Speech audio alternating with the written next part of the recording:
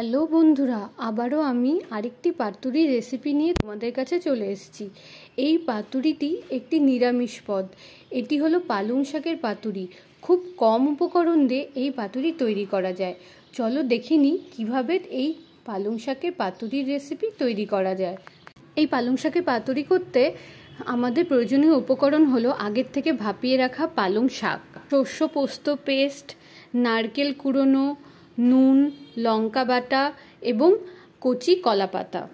বন্ধুরা, আমি এখানে শস্য পোস্ত পেস্ট 3 চামচের মতন নিয়ে নিয়েছি। আর লঙ্কা বাটা যে যেমন ঝাল খাও সেই অনুযায়ী নিয়ে নিও। এবার নারকেল কুড়োনো আমি এখানে 3 চামচের মতন নিয়েছি। এবার স্বাদ অনুযায়ী নুন দিয়ে দিলাম। এবার 2 থেকে 3 চামচের মতন কাঁচা সর্ষের তেল দিয়ে দিলাম। প্রথমে পুরো উপকরণগুলিকে একসাথে একটি চামচের সাহায্যে মিশিয়ে নিলাম। একটু সামান্য চিনি দিয়ে পুরো উপকরণগুলিকে হাতের সাহায্যে ভালো করে মেখে নিতে হবে। আগের থেকে ভাপিয়ে রাখা পালং শাক এই উপকরণের মধ্যে দিয়ে ভালো করে হাতের সাহায্যে মেখে নিতে হবে। এবার সামান্য পরিমাণ কাঁচা সর্ষের তেল দিয়ে দিতে হবে। এবারে আগের থেকে কেটে ধুয়ে রাখা কচি কলা পাতার মধ্যে এই পুরোটা মিশ্রণ দিয়ে দিতে হবে।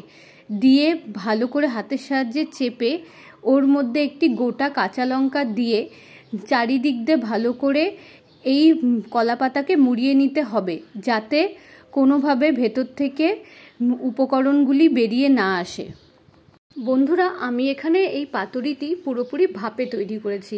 তোমরা চাইলে কোনো লোহার তাওয়া বা লোহার কড়াইয়েতেও এই পাতুরি তৈরি করতে পারো।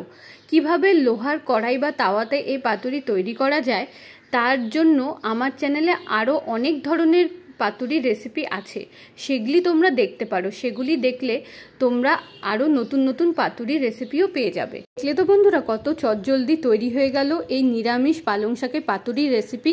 তোমরা অবশ্যই এটি বাড়িতে ট্রাই করবে আর জানাবে কেমন লাগলো তোমাদের। আরও সুন্দর সুন্দর রেসিপি পেতে আমার চ্যানেলকে অবশ্যই করে লাইক, কমেন্ট এবং সাবস্ক্রাইব করতে ভুলো না।